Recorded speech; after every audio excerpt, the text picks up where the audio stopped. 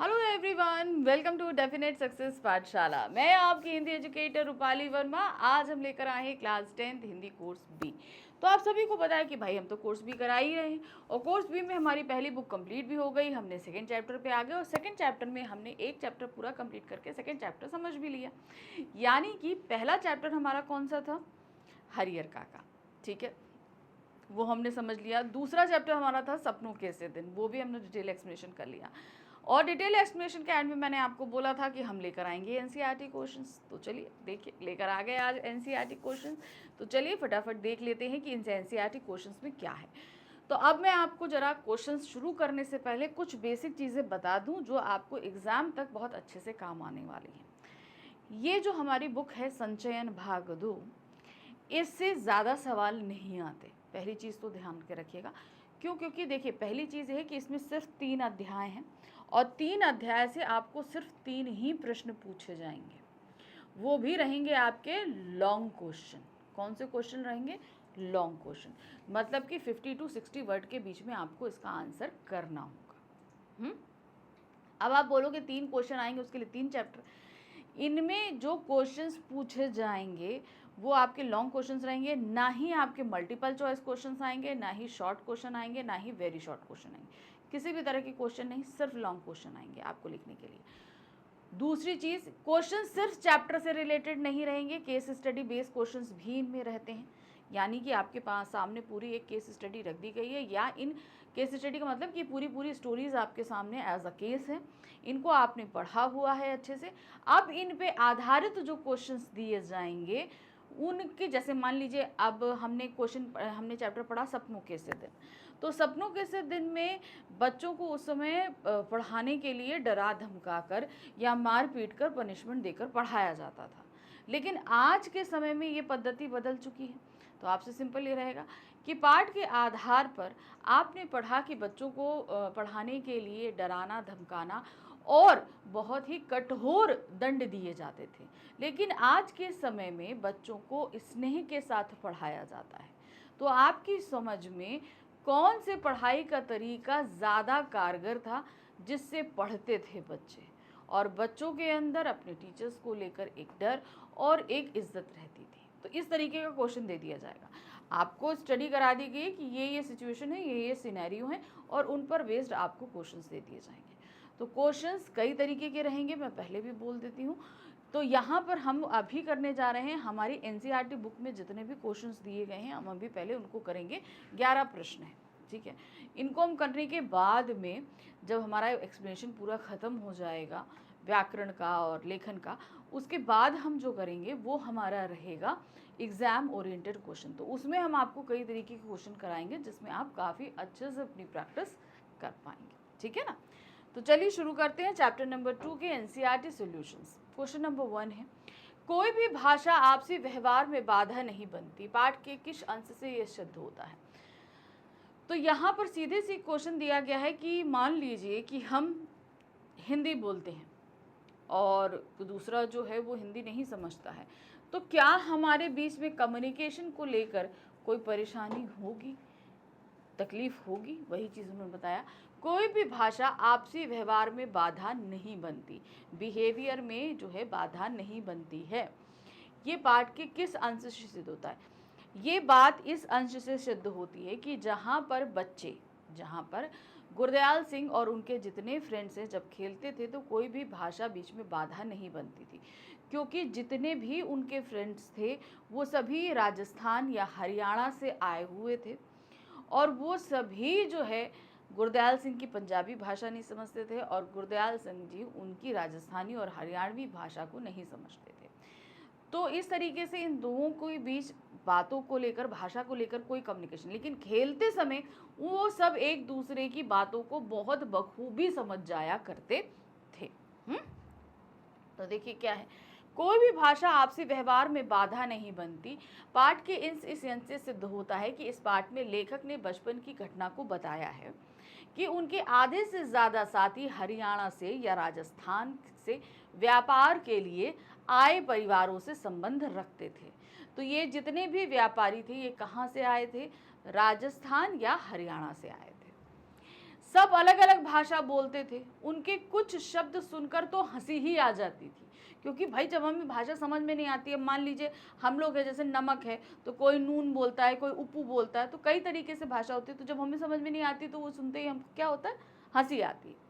परंतु खेलते समय सबकी भाषा समझ लेते थे, उनके व्यवहार में इसमें कोई अंतर ना आता था, क्योंकि बच्चे जब मिलकर खेलते हैं तो उनका व्यवहार, उनकी भाषा अलग होते हुए भी एक ही लगती है।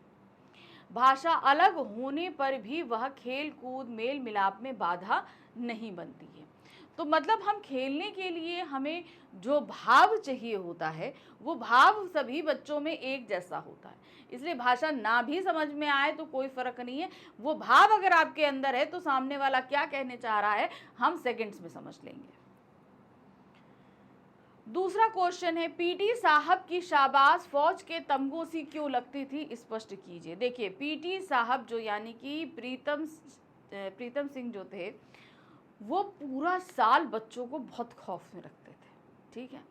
एक तो मुस्कुराते नहीं, दूसरा गलती कर दो तो ऐसी पनिशमेंट, बात ना सुनो तो ऐसी पनिशमेंट कि मतलब वो सब लोग बच्चे उनसे कांपते ही कांपते थे। लेकिन जब पीटी होती थी, जब स्काउटिंग होती थी, तो उस समय शाबाशी देना, जो बंदा हंसता ना हो और वो शाबाश कहे तो मतलब कि क्या हुआ, वो मेडल ही हुआ ना, तो इसीलिए वो मेडल जैसा ही लगता था। पीटी साहब प्रीतमचंद बहुत ही अनुशासन प्रिय व्यक्ति थे, छोटी सी गलती पे भी उनके लिए असहनीय होती थी, अगर उन्हें छोटी सी भी गलती कर दी तो वो बिल्कुल भी बर्दाश्त नहीं करते थे। प्रार्थना सभा की कतार भी यदि सीधी ना हो तो वे बच्चों को कठोर सजा देते थे, अगर लाइन सीधी नहीं है तो भी उन्हें अच्छी खासी पनिशमेंट मिलती थी। इसलिए जब कभी वे बच्चों को शाबाशी देते थे तो बच्चों को यह किसी फौजी तमगे से कम नहीं लगती थी। मतलब जहाँ पर एक छोटी सी भी गलती वो बर्दाश्त नहीं कर सकते थे, उस कंडीशन में क्या होता था कि आप सोचिए, अगर आपको शाबाशी मिल रही है यानी कि आपने बहुत ही ज़्यादा अच्छा काम किया होगा, इसीलिए उसे फौजी तमगे सा बताया गया है। तीसरा प्रश्न है, नई श्रेणी में जाने और नई कॉपियों और पुरानी किताबों से आती विशेष गंध से लेखक का बाल मन क्यों उदास हो जाता था। ठीक है, अब देखिए नई श्रेणी में गए, नई कॉपियां तो मिली मगर पुरानी किताबें मिलती थी। बात देखिए रीज़न क्या है, हमने चैप्टर समझाते हूँ कि भाई हमारे जो लेखक हैं उनके परिवार, पूरे ख़ानदान में स्कूल जाने वाले ये पहले बच्चे थे, और दूसरा इनके परिवार की आर्थिक स्थिति अच्छी नहीं थी, तो इस वजह से हर साल नई किताबें खरीद कर देकर बच्चे को पढ़ाया जाए, इतनी मतलब कैपेसिटी नहीं थी उनकी। तो अगर क्या कहते हैं उनको नई किताबें हर साल खरीदनी पड़ती तो शायद हमारे लेखक की पढ़ाई जारी भी नहीं रह पाती, उन्हें स्कूल बीच में ही छोड़ना पड़ता। तो अब उनके जो हेडमास्टर थे वो क्या करते थे, हमारे लेखक से एक क्लास ज़्यादा अमीर बच्चे को वो पढ़ाया करते थे, तो हर साल उसकी किताबें लाकर लेखक को दे दिया करते थे और लेखक जो है इस तरीके से अपनी पढ़ाई करते थे। तो पहली चीज़ तो ये है कि वो नई किताबों से आती हुई महक उन्हें अच्छी लगती थी, जो उनकी किताबों में से बिल्कुल नहीं आती थी वो चीज़। और दूसरा, जब हम नए दर्जे में जाते हैं तो वहाँ की पढ़ाई का प्रेशर बढ़ेगा, सिलेबस टफ होगा, टीचर्स कैसे मिलेंगे, बहुत सारा जो है एक उधेड़ गुण रहता है, जिसकी वजह से उनका मन उदास हो जाया करता था। नई श्रेणी में जाने और नई कॉपियों और पुरानी किताबों से आती विशेष गंध से लेखक का बाल मन उदास हो उठता था, क्योंकि उनके परिवार की आर्थिक स्थिति अच्छी ना होने के कारण उन्हें हेडमास्टर साहब द्वारा प्रबंध की गई पुरानी किताबें ही मिलती थी। तो हेडमास्टर जो है किसी तरीके से अरेंज करके उनको ला के देते थे। वे भी अन्य बच्चों की तरह नई श्रेणी में नई कॉपियों और किताबें चाहते थे जो उन्हें मिल नहीं पाती थी, इसीलिए वे उदास होते थे।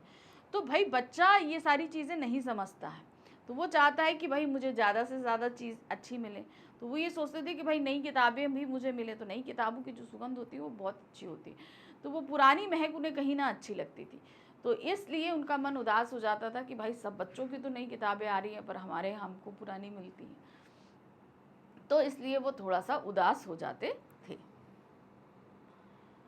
चौथा प्रश्न है, स्काउट परेड करते समय लेखक अपने को महत्वपूर्ण आदमी फौजी जवान क्यों समझने लगता था।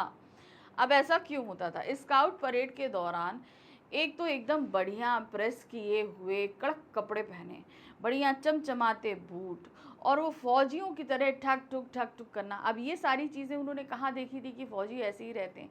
उनके गांव में जो नौटंकी आया करती थी ना, तो उसमें ये फौजी जीवन दिखाया करते थे। तो इसको देखकर लेकर कहीं आकर्षित हो जाते थे कि हमारा जीवन भी ऐसा हो तो कितना अच्छा है। लेकिन स्काउट के दौरान जब वो इस तरीके से कपड़े पहनते, इस तरीके से वो लेफ्ट राइट करते, तो उन्हें कहीं ना कहीं वो एक फौजी वाला जो पसंदीदा चीज़ होती है वो उन्हें लगने लगती थी। तो इसीलिए उन्हें एक फौजी जवान जैसा महसूस होता था।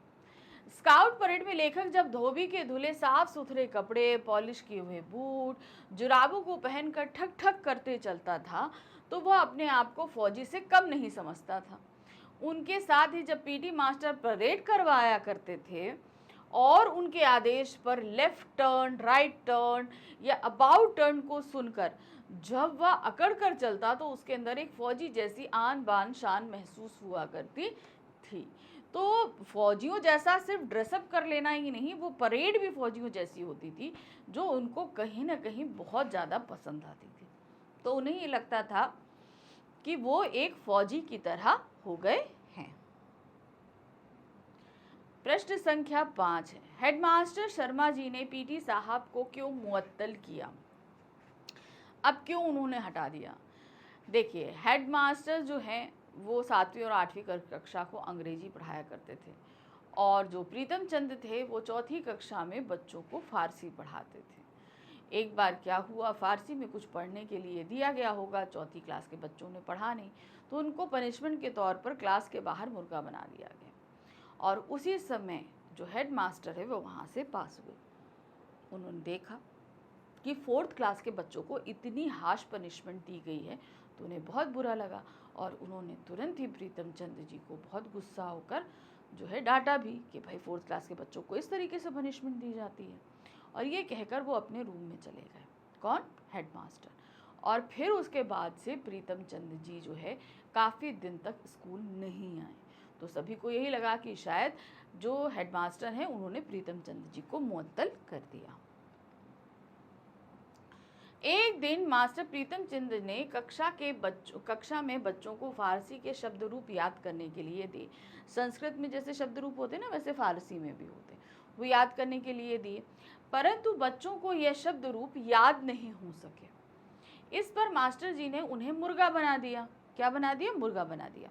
बच्चे इसे सहन नहीं कर पाए, बिल्कुल भी उसे बर्दाश्त नहीं कर पाए, कुछ ही देर में लुढ़कने लगे। जाहिर सी बात है, छोटे छोटे बच्चे इतनी कठिन पनिशमेंट नहीं ले सकते, थोड़ी देर तो रहेंगे, लेकिन वो बार बार गिर जा रहे थे। उसी समय नम्र हृदय हेडमास्टर जी वहां से निकले और बच्चों की हालत देखकर उत्तेजित हो गए। उत्तेजित होना यानी कि उनको गुस्सा आ गया। वे इस प्रकार की क्रूरता को बच्चों के प्रति सहन नहीं कर पाए और उन्होंने पीटी मास्टर को तत्काल मुअत्तल कर दिया।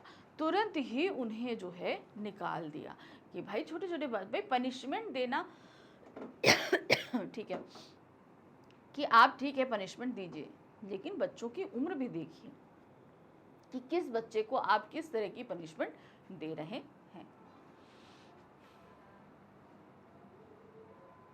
लेखक के अनुसार उन्हें स्कूल खुशी से भागे जाने की जगह ना लगने पर भी कब और क्यों उन्हें स्कूल जाना अच्छा लगने लगा। स्कूल जाना हमारे लेखक को कभी पसंद नहीं आता था, क्योंकि वहाँ पर इतनी डिसिप्लिन में रहना पड़ता था, पढ़ना पड़ता था, ना पढ़ो तो पनिशमेंट मिलती थी, इसलिए लेखक को हमारे स्कूल जाना बिल्कुल भी पसंद नहीं था। लेकिन बिना मन से ही स्कूल तो जाते थे। लेकिन कौन सी ऐसी सिचुएशन थी जब उन्हें स्कूल जाना बहुत पसंद आता था? वो समय होता था जब स्काउट्स की एक्टिविटी अरेंज की जाती थी स्कूल में। तो स्काउट की एक्टिविटी के दौरान वो जिस तरीके से कपड़े पहनना, जूते पहनना, लेफ्ट राइट लेफ्ट करना, ये सभी उनको फौजी लाइफस्टाइल कहीं ना कहीं आकर्षित करती थी, और उस दौरान उन्हें स्कूल जाना बहुत ही ज़्यादा पसंद आता था। लेखक के अनुसार उन्हें स्कूल जाना बिल्कुल अच्छा नहीं लगता था, परंतु जब स्कूल में रंग बिरंगे झंडे लेकर गले में रुमाल बांधकर मास्टर प्रीतम चंद पढ़ाई के बजाय स्काउटिंग की परेड करवाते थे, तो लेखक को बहुत अच्छा लगता था। सब बच्चे ठक ठक करते, right turn, left turn, about turn करते और मास्टर जी उन्हें शाबाश कहते। वो मास्टर जी जो कभी हंसते नहीं थे, उनके मुंह से जो है अप्रिसिएशन निकलना बहुत बड़ी बात थी। कहते तो लेखक को पूरे साल में मिले हुए एक गुंडे से भी ज़्यादा अच्छा लगता था। इसी कारण लेखक को स्कूल जाना अच्छा लगने लगा था। यानी कि स्काउटिंग के दौरान वो जब स्कूल जाते थे तो उन्हें बहुत ही ज़्यादा अच्छा लगता था। प्रश्न संख्या 7 है, लेखक को अपने छात्र जीवन में स्कूल से छुट्टियों में मिले काम को पूरा करने के लिए क्या क्या योजनाएं बनाया करता था और उसे पूरा ना कर पाने की स्थिति में किसी भांति बहादुर बनने की कल्पना किया करता था। अब क्या होता था, समर वेकेशन में जो हॉलिडे दिया जाता था उसमें मैथ्स टीचर देते थे कितने, 200 क्वेश्चंस देते थे, 200 क्वेश्चंस। 2 महीने की छुट्टी पूरी निकल गई, बची कितनी, 20 दिन। अब उनको याद आया कि भाई स्कूल में काम भी दिया गया था, 20 दिन के एग्जाम। अब उन्हें लगा कि अगर हम 10 दिन मतलब हर दिन अगर हम 10-10 क्वेश्चन करेंगे तो 20 दिन में हमारे 200 क्वेश्चन हो जाएंगे। ठीक है, चलो, तो ये लगाकर हिसाब थोड़ा निश्चिंत हुए गए कि 200 सवाल हो जाएंगे। फिर खेल में लग गए, फिर 10 दिन निकल गए, 10 दिन बचे। फिर हिसाब लिखा कि भाई हर दिन अगर 20 क्वेश्चन लगाए जाएंगे तो 10 दिन में 200 क्वेश्चन हो जाएंगे। चलो, ये हुआ, ये हिसाब लगा। फिर उसके बाद बारी आई, 5 दिन बचे। हिसाब लगा कि अगर हम लोग पर डे 50 क्वेश्चन करते हैं तो 5 दिन में हमारे 200 क्वेश्चन हो जाएंगे। ये लगा, और इस तरह हिसाब करते करते सारे दिन निकल जाते और एक सवाल नहीं होता। फिर एंड में क्या करते हैं कि अरे ठीक है, 200 सवाल करने से अच्छा है कि चलो हम मास्टर जी की डांट मार ही खा लेंगे, हम बहादुर हैं, हम मार खा लेंगे। यही सोचकर वो लोग पूरे छुट्टियों का काम नहीं करते थे। लेखक के स्कूल की छुट्टियां होती और उनमें से जो काम करने के लिए मिलता उसे पूरा करने के लिए लेखक समय सारणी बनाता, यानी कि टाइम टेबल बनाता। कौन सा काम, कितना काम एक दिन में पूरा करना है। जैसे हिसाब के मास्टर द्वारा दिए गए 200 सवालों को पूरा करने के लिए रोज 10 सवाल किए जाने पर 20 दिन में पूरे हो जाएंगे। अगर भाई 20 दिन लगेंगे, 200 सवाल आराम से हो जाएंगे। लेकिन खेल कूद में लेखक का समय बीत जाता और काम ना हो पाता। धीरे धीरे समय बीतने लगा तो लेखक उमा नामक ठिंगने और बलिष्ठ लड़के जैसा बहादुर बनना चाहता था। वो क्या था कि भाई एक तो वो था, वो पढ़ाई लिखाई नहीं करता था, वो ये सोचता था कि भाई काम करने से अच्छा है कि मास्टर जी की मार खा लो। वही हुआ, वो बनना चाहता था जो उद्दंड था और काम करने के बजाय पिटना सस्ता सौदा समझता था। यानी कि काम रहने दो, हम पिट लेंगे, वो हमारे लिए ज़्यादा अच्छा है, और वो उसको ज़्यादा आसान भी लगा करता था। प्रश्न संख्या 8 है, पाठ में वर्णित घटनाओं के आधार पर पीटी सर की चारित्रिक विशेषताओं पर प्रकाश डालिए। अब जो हमारे पीटी सर है ना, ये थोड़े हार्श थे, यानी कि थोड़ा कठोर टेंडेंसी वाले जो लोग होते हैं ना, वो उस तरीके के थे। सिंपल सी एक चीज़ थी कि नहीं, कठोर थे कैसे भाई, एक तो मुस्कुराते नहीं, पूरा मतलब डिसिप्लिन रहना। तो उनकी जो चरित्र की विशेषताएं निकल कर आ रही हैं उसे आप लिख सकते हैं, उसे पॉइंट में लिख सकते हैं, पैराग्राफ में लिख सकते हैं, हेडिंग्स में दे सकते हैं, किसी भी तरीके से आप इसको कर सकते हैं, क्योंकि ये लॉन्ग क्वेश्चन में आएगा तो आप तीनों ही वे को, हाँ 3 वे में अगर आप पैराग्राफ में करेंगे तो मे भी शायद शॉर्ट हो जाए, लेकिन अगर आप पॉइंट्स में देते हैं या हेडिंग वाइज लिखते हैं तो ये ज़्यादा अच्छा रहेगा। चलिए देखते क्या है। पाठ में वर्णित घटनाओं के आधार पर पीटी सर की चारित्रिक विशेषताएं निम्नलिखित हैं। क्या विशेषताएं देखिए, पीटी सर शरीर से दुबले पतले ठिंगने कद के थे, उनकी आंखें भूरी और तेज थी। वे खाकी वर्दी और लंबे जूते पहनते थे। तो खाकी वर्दी और लॉन्ग बूट्स होते हैं ना, वो पहना करते थे। दूसरा है, वे बहुत अनुशासन प्रिय थे, बच्चे उनका कहना नहीं मानते तो वो दंड देते थे, और पनिशमेंट भी ऐसी कि बच्चे तो बहुत डरते थे उस पनिशमेंट से। वे कठोर स्वभाव के थे, उनके मन में दया भाव नहीं था, बाल खींचना, ठुड्डे मारना, खाल खींचना उनकी आदत थी। यानी कि इतना, अब ठुड्डे मारने का मतलब होता है ये कोहनी जो है वो पीठ में मारना, बाल पकड़ के खींचना, खाल ऐसे करके मतलब स्किन को जो है ऐसे करके पकड़ के खींचना, तो वो चोट ज़्यादा लगती है। तो इस तरीके के जो काम थे वो पनिशमेंट के तौर पे करते थे। इनके साथ वे स्वाभिमानी भी थे। नौकरी से निकाले जाने पर वे हेडमास्टर जी के सामने गिड़गिड़ाए नहीं, बल्कि चुपचाप चले गए। जब उन्हें इस नौकरी से निकाला गया तो हर कोई कहता रिक्वेस्ट, अरे सर क्यों निकाल रहे हैं, किस लिए निकाल रहे हैं, क्या कर रहे हैं, नहीं, उन्होंने कहा निकल जाओ। उन्होंने गिड़गिड़ाए नहीं, नौकरी छोड़कर निकल गए। तो उसे बोलते हैं स्वाभिमानी। फिर आते हैं वे कुशल प्रशिक्षक थे, यानी कि ट्रेनर। वे छात्रों को स्काउट की ट्रेनिंग दिया करते थे और उनके प्रशिक्षण कार्य से छात्र सदा प्रसन्न रहते थे। तो वो जिस तरीके की ट्रेनिंग देते थे, वो ट्रेनिंग भाई एक डिसिप्लिन लाइफ उन्होंने जी है, तो एक फौजी का अगर स्काउटिंग कराएंगे तो वो उतनी ही डिसिप्लिन्ड होगी कि नहीं होगी। तो वो इसलिए ट्रेनिंग भी ऐसा देते थे कि बच्चों को हमेशा, बच्चे भी बड़ा खुश रहते थे उस काम को करने में, तो उनको बहुत आनंद आता था। वे बाहर से कठोर पर मन से कोमल थे।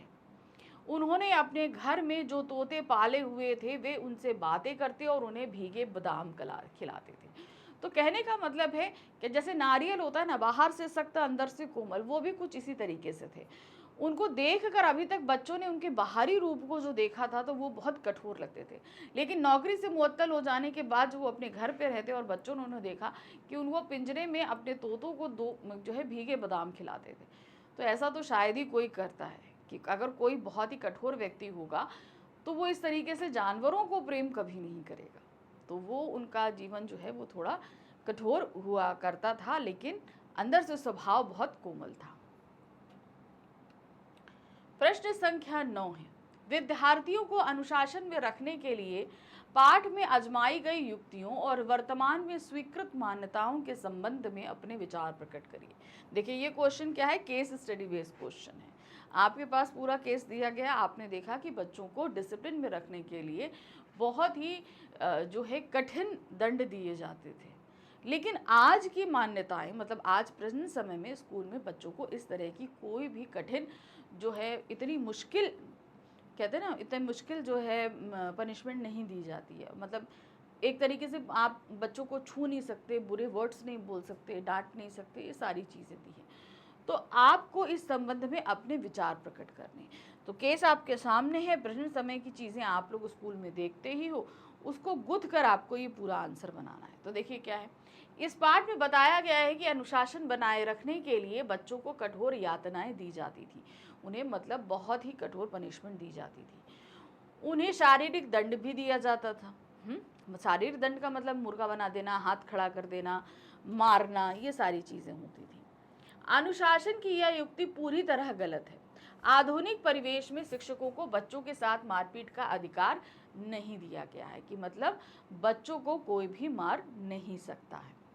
आजकल बच्चों में मनोविज्ञान को समझने के लिए शिक्षकों को प्रशिक्षण दिया जाता है। बच्चों को मन समझने के लिए आपको खास तौर से साइकोलॉजी जैसी, उसमें साइकोलॉजी में भी आपको जो बच्चों का जो मन होता है उसको बाल मनोविज्ञान समझाने के लिए एक ट्रेनिंग दी जाती है कि बच्चा क्या हर बच्चा अलग अलग तरीके का होता है तो उसको आप किस तरीके से समझेंगे कि सामने वाला बच्चा क्या चाह रहा है। बच्चों की भावनाओं को समझें, उनके दुर्व्यवहार के कारण समझें, उन्हें उनकी गलती का एहसास कराएं तथा उनके साथ मित्रता व ममता का व्यवहार किया जाए, जिससे वे बच्चों को ठीक से समझकर उनके साथ उचित व्यवहार कर सकें। तो बच्चों को ठीक से समझना है, उनके साथ अच्छा व्यवहार करना है। छात्रों को मारना पीटना कानूनी अपराध की श्रेणी में गिना जाता है। तो आजकल के समय में जब टीचर्स ट्रेनिंग होती है तो ये सारी चीज़ें अच्छे से सिखाई जाती हैं कि भाई बच्चों को आपको किसी तरीके से पनिश नहीं करना, उन्हें बुरे या घास वर्ड्स नहीं बोलने हैं। बच्चों को आपको ठीक से समझना है कि भाई बच्चा बुरा व्यवहार क्यों कर रहा है, उसे फिर आप समझाइए, उसकी गलती का एहसास, लेकिन सब कुछ प्यार से। ये नहीं कि आप डांटो, मारो, पीटो, बुरे वर्ड बोलो, ऐसा कुछ भी अलाउ नहीं। तो इस तरीके से बच्चों के मन पे कोई बुरा प्रभाव भी नहीं पड़ना है, बच्चों का इंटरेस्ट पढ़ाई में बने रहना है। बहुत सारी चीज़ों को ध्यान में रख के बच्चों के साथ टीचर को रखा जाता है, ताकि छोटे बच्चों को खास तौर से इन सारी चीज़ों का बहुत ध्यान रखा जाता है। प्रश्न संख्या 10 है, बचपन की यादें मन को गुदगुदाने वाली होती हैं। बात सही है, विशेषकर स्कूली दिनों की। अपने अब तक के स्कूली जीवन की खट्टी मीठी यादों को लिखिए। अब जाहिर सी बात है, आप सभी के जीवन की जो भी खट्टी मीठी यादें स्कूल, भाई अभी आप क्लास 10th में हो, तो मैं जहाँ तक मैं समझती हूँ आपको 6-7 से अपनी सारी चीज़ें याद होंगी, ठीक है। तो उस चलो बहुत सारे बच्चों को 5th भी याद होगा, तो जब से आपको अपना स्कूली टाइम याद है तो उन सारी बातों को आप ध्यान से पढ़िए, याद करिए, रिकॉल करिए, और इसे कुछ बातों को यहाँ पर आप वो लिखिए, आपसे ये बोला गया है, ठीक है। तो चलिए देखते हैं हमने क्या लिखा है। हर एक बच्चे का स्कूली जीवन से जुड़ी कुछ खास यादें होती हैं, जो उसके जीवन की अमूल्य निधियाँ होती हैं, क्योंकि ये निधियाँ, ये चीज़ें हमें ताउम्र याद रहती हैं। मेरे बचपन से जुड़ी ऐसी अनेक यादें हैं, परंतु उनमें से इस याद का विशेष स्थान है। हुआ कुछ यूं था कि जब मैं 5वीं कक्षा में था तो बड़ा शरारती हुआ करता था। मतलब 5th क्लास में जब थे तो बहुत शरारती हुआ करते थे। सभी शिक्षक मुझसे परेशान रहा करते थे।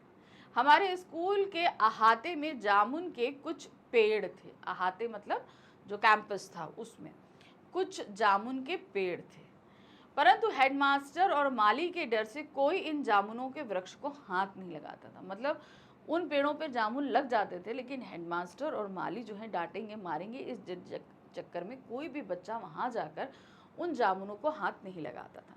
परंतु एक दिन मैंने और कुछ मित्रों ने जामुन तोड़ने का निश्चय किया। हमने क्या कहा कि चलो हम लोग जामुन तोड़ते हैं। तय ये हुआ कि मैं पेड़ पर चढ़ूंगा और सब नीचे निगरानी करेंगे। तय क्या हुआ कि हम पेड़ पर चढ़ते हैं और सब लोग चारी के, कोई कहीं हेडमास्टर ना आ जाए, कहीं माली ना आ जाए, तो ये निगरानी हो रही थी। जैसे ही मैं पेड़ की एक डाली पर पहुंचा, डाली टूट गई। जामुन की पेड़ की डाली बहुत ही नाजुक होती है, ये ध्यान रखिएगा।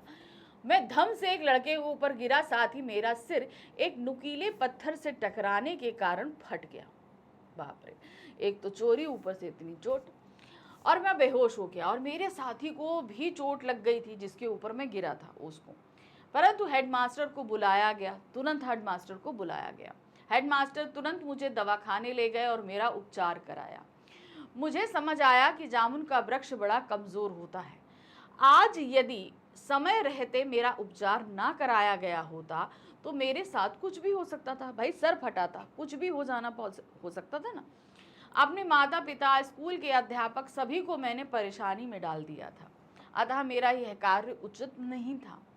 मैं आज भी जब जामुन के पेड़ को देखता हूँ तो मुझे अपने हेडमास्टर की बात याद आती है। देखिए, ये हमेशा एक चीज़ याद रखिए, बड़े अगर हमें कुछ करने के लिए मना कर रहे हैं तो ये उनका एक्सपीरियंस है कि ये काम कहीं ना कहीं बुरा है, जिससे आपको तकलीफ होगी। तो बगैर कोई रीज़न जाने उनकी बातों को समझने और जानने की कोशिश कीजिए। उन्हें किसी भी तरीके से जज नहीं करिए, क्योंकि वो आपके माता पिता, आपके टीचर हैं, हमेशा आपका भला चाहेंगे, है ना। तो ये तो सिर्फ एक एग्जाम्पल यहाँ पर रखा गया था कि उनको मना किया गया था। ऐसे हम लोग बहुत सारे, जैसे हम लोग मोबाइल पे गेम्स बहुत सारे खेलते हैं, अनदर साइट्स पे जाते हैं, तो ये कहीं ना कहीं हमको ट्रैप किया जा सकता है, हम उसमें फंस सकते हैं। आज प्रेजेंट समय में दुनिया इतनी बुरी है कि उससे बचने के लिए हमारी सबसे अच्छी जो प्रोटेक्शन शील्ड है वो हमारे पेरेंट्स और टीचर हैं। उनकी बात सुनिए। हम अभी इतने एक्सपीरियंस नहीं हैं कि हम चीज़ों को जान और समझ पाएँ, ठीक है ना। चलिए आगे देखते हैं। अब आ गए हम क्वेश्चन नंबर 11 पे। क्वेश्चन नंबर 11 दो भाग में पूछा गया है। चलिए देखते हैं, दो क्वेश्चन हैं इसमें। पहले हम पढ़ते हैं 11 है क्या। प्रायः अभिभावक बच्चों को खेल कूद में ज़्यादा रुचि लेने पर रोकते हैं और समय बर्बाद ना करने की नसीहत देते हैं। बताइए, ये एक स्टेटमेंट में, इस पर हमें बताना क्या है, खेल आपके लिए क्यों ज़रूरी है। देखिए, जहाँ तक मैं अगर अपनी बात करूँ तो ज़्यादा खेलना बुरा है, लेकिन बिल्कुल ना खेलना भी बुरा है। ज़्यादा पढ़ना बुरा है, तो बिल्कुल ना पढ़ना भी बुरा है। तो यहाँ पर कहा क्या गया है कि बच्चों को खेलने के लिए मना करते हैं कि समय बर्बाद होगा, लेकिन ये बात ज़रूरी है कि बच्चों का खेलना बहुत ज़रूरी है। खेल आपके लिए ज़रूरी क्यों? क्योंकि ये हमें बहुत सारी चीज़ें, सबसे पहली जो चीज़ होती है वो है हमारी फिज़िकल जो स्ट्रेंथ है वो बढ़ाती है। खेलना कूदना हमारे लिए इतनी बेस्ट एक्टिविटी है कि जिसके ज़रिए हमारा शरीर फिट रहता है, ठीक है। दूसरी चीज़, हम जब कोई गेम खेलते हैं तो हम ग्रुप में खेलते हैं, तो ग्रुप में एक काम करने का हमारे अंदर एक नज़रिया डेवलप होता है। दूसरी चीज़, हमारे अंदर टीम स्पिरिट जिसको हम बोलते हैं, टीम में लेकर समूह में काम करना, टीम स्पिरिट आता है। अगर मान लीजिए आप उस ग्रुप को हेड कर रहे हो तो एक ग्रुप को लेकर किस तरीके से चलना है, ये सारी चीज़ें आती हैं। लोगों के साथ एडजस्टमेंट करना सिखाता है खेल, बहुत सारी चीज़ें सिखाता है खेल, इसलिए खेलना ज़रूरी होता है, ठीक है। देखिए क्या है, खेल हर उम्र के बच्चे के लिए आवश्यक है। इससे उनके शारीरिक मानसिक व्यायाम के साथ व्यक्तित्व विकास भी होता है। जैसे मैंने बोला, शारीरिक तो हो ही रहा है, मानसिक, अगर मान लीजिए हम लोग एक गेम खेलते हैं जिसे बोलते हैं पिट्ठू, उसमें क्या करते हैं वो लोग गोटी लगा देते हैं और गेंद से ऐसे करके मारना होता है, ठीक है। हमने तो एक बंदा होता है जिसके हाथ में गेंद होती है और बाकी टीम पूरी अलग होती है। अब उस टीम में क्या होता है, सबको उसको बचाना है गिट्टी को तोड़ने से, और मान लो अगर गिट्टी तोड़ दी गई है, अब क्या करना है, बिना बॉल खाए वो सारी गिट्टी आपस में अरेंज करनी है। तो अब इसमें देखिए दिमाग का खेल कितना है कि हमें किस तरीके से बॉल से बचना भी है और उस गिट्टी को एक के ऊपर एक लगाना भी है। तो शारीरिक व्यायाम तो हो रहा है क्योंकि हम दौड़ भाग रहे हैं, मानसिक व्यायाम हो रहा है क्योंकि हम यहाँ पर हर एक चीज़ को कोऑर्डिनेट करना सीख रहे हैं कि बॉल से बचना है, गिट्टी को अरेंज करना है, अपने आप को उस बॉल से बचाना भी है, गिट्टी अरेंज करके हमें गेम जीतना भी है, ठीक है ना। तो मानसिक किस तरीके से हमारा दिमाग चल रहा है, साथ ही व्यक्तित्व विकास करता है। जब हम 4 लोगों से मिलते हैं तो किस तरीके से उनके साथ व्यवहार करना है, क्या करना है, ये भी कहीं ना कहीं हमारे अंदर डेवलप होता है। इससे मुझे नींद अच्छी आती, बात सही है। जब हम थकते हैं तो हमें नींद भी अच्छी आती है, शरीर जहाँ खुलता है इतना तो बहुत अच्छी नींद आती है, और दूसरे दिन में आप अपने आप को तरोताज़ा महसूस करते हैं। बिल्कुल सही है ये बात जो कही जा रही है, अपने आप में सही है। ये मुझ में सहयोग, प्रतिस्पर्धा और लगन की भावनाओं का निर्माण करता है, इसलिए खेल हम सभी के लिए बहुत ज़रूरी है। अब देखिए बच्चे तो खेल लेते हैं, बड़े लोग जो लोग नहीं खेल पाते वो लोग अक्सर इस एक्टिविटी के लिए जिम जाते हैं, है ना। बहुत सारे बड़े लोगों को आप लोग बैडमिंटन खेलते हैं, बैट बॉल खेलते हैं, बहुत सारे लोगों को देखते होंगे, बड़े बड़े लोग, सिर्फ बच्चे नहीं खेलते। वो क्यों खेलते हैं? क्योंकि ये एक तो वो उन्हें अच्छा लगता है, उनको रिलैक्स देता है। क्यों रिलैक्स देता है? क्योंकि उनके शारीरिक और मानसिक जो तनाव है उसको स्ट्रेस फ्री कर, हम एकदम स्ट्रेस फ्री हो जाते हैं, ठीक है। तो ये बहुत ही ज़रूरी होता है। चलिए, वही क्वेश्चन नंबर 11 में नंबर 2 पूछा गया आपसे, वही क्वेश्चन है, प्रायः अभिभावक बच्चों को खेल कूद में ज़्यादा रुचि लेने से रोकते हैं और समय बर्बाद करने के लिए नसीहत देते हैं। बताइए क्या है, आप कौन से ऐसे नियम कायदों को अपनाएंगे जिससे अभिभावक को आपके खेल पर आपत्ति ना हो। पहली चीज़ है, हर चीज़ का अपना एक नियत समय होता है, अगर वही काम पूरे समय किया जाए तो किसी को अच्छा नहीं लगेगा।